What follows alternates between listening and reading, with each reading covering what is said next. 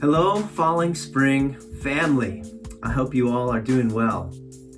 I'd like to share something inconvenient today. In Matthew 6, verses 16 to 18, Jesus says this: when you fast, I gotta stop right there. It's interesting to me that Jesus does not say if you fast, but when you fast. Think about that. When you fast, don't look like those who pretend to be spiritual. They want everyone to know they're fasting. So they appear in public looking miserable, gloomy, and disheveled. Believe me, they've already received their reward in full. But when you fast, don't let it be obvious, but instead wash your face and groom yourself and realize that your Father in the secret place is the one who is watching all that you do in secret and will continue to reward you openly. I've been feeling for a while that it would be a great idea for us as a church to embrace a short season of prayer and fasting. Why? The main reason is to draw close to God.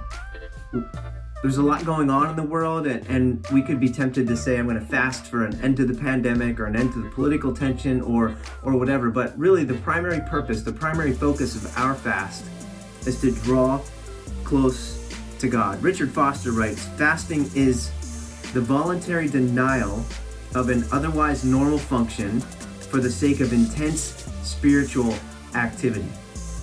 It's this intense spiritual activity that I want us to focus on. Growing deeper in our faith, in our relationship with God, growing more mature as followers of Jesus. I'd like for us as a church, to embrace 14 days of prayer and fasting from January 31st, this Sunday, to February 13th. What are the specifics? I would encourage you to ask God to guide you into the specifics of your fast. What could you sacrifice that would create a deeper hunger for God in you?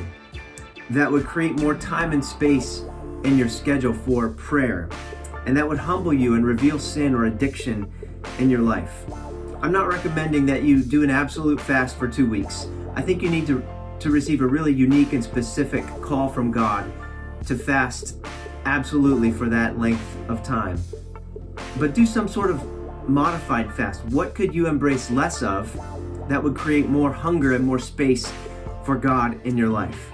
Perhaps a Daniel fast, where you basically just eat like Daniel ate in the book of Daniel, as an act of spiritual commitment, just eating fruits, vegetables, whole grains, getting rid of caffeine, all kinds of things like that. In the information that we're sending out to the church, I've given you some ideas for the Daniel fast, as well as a link that will give you a whole lot more information. Another idea could be to skip the same meal every day and take the time that you would have spent preparing and eating that meal for focused prayer and worship and spending time with the Lord in His Word. Perhaps you could fast from something other than food, something that has a control over your life or occupies a lot of your time.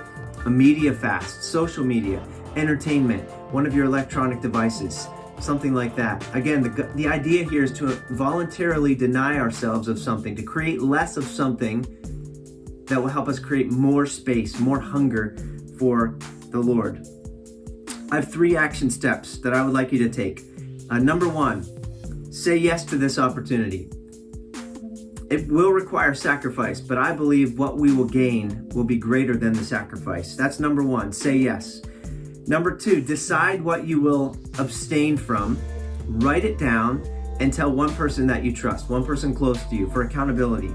And number 3, download the reading and reflection guide or pick up a printed copy this Sunday at the church. Those are the 3 action steps I'm asking you to take. Say yes to this. Write down the specifics of your fast, write it down and tell somebody, and download the prayer and reflection guide, the reading and reflection guide that will be available to you. In addition, you are invited to a Zoom prayer gathering that I'm going to host during the 2 weeks of the fast, Tuesday, Wednesday, and Thursday from 12:15 to 12:45. The Zoom link will be made available, and I encourage you to join in to pray together on Zoom as well. And Pastor Andy encourages you to form groups, support groups, folks that you can pray together with during this. We encourage you to form your own group, or if you need help, call call the church, email Tressa, email the office at PC Falling Spring, and she will help you to get into a group as well. Finally, where can you get more info? I'm going to send an email to the church this week. This information will be in the news and views. The prayer and reflection guide will be made available on our website, on our Facebook page, and printed copies will be available at the church.